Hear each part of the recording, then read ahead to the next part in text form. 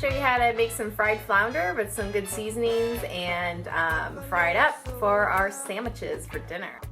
Alright, so I got my fresh flounder. I just rinsed it off and I cut the fillets in half, you can see, so they fit better on a bun.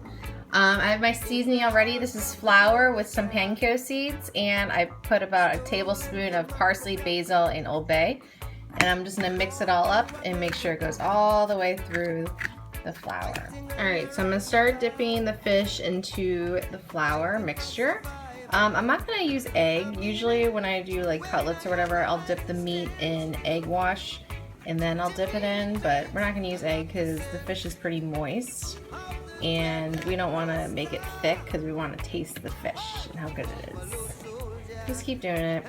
Make sure it's just completely covered.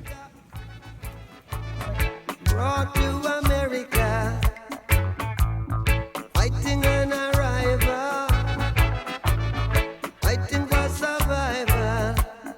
Said he was a buffalo soldier, tread like a rasta. Alright, they're all done. They look good. I'm heating up my oil now. We're going to fry them up. Alright, so I cut my rolls in half. I preheated my oven because I'm going to heat them up and put them right on the rack. My oil's still heating up. There's my fish.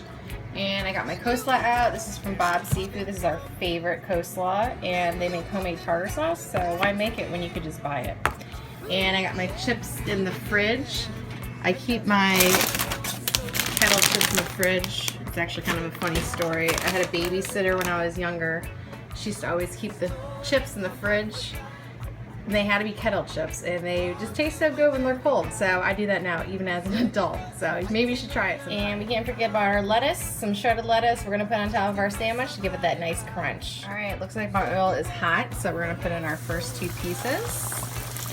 And we're gonna cook this until it's like golden brown. Fish doesn't take that much long. All right, so it's looking good. This piece broke in half. That's okay. We can always just put it on the sandwich. Doesn't really matter.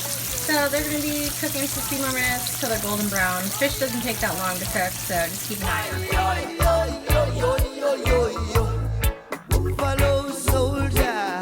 All right, so my fish is done. I sprinkled some Old Bay seasoning on it, just this stuff, and while it was still hot, and I'm gonna let it cool, I'm gonna put my buns in the oven. Putting them right on the rack, just like that, so they get nice and crispy. Only for about 2-3 minutes. Make sure you keep an eye on them. Win the war for America. That's it. It was super easy. Looks delicious. Thank you so much for watching. Dread like Rasta, fighting under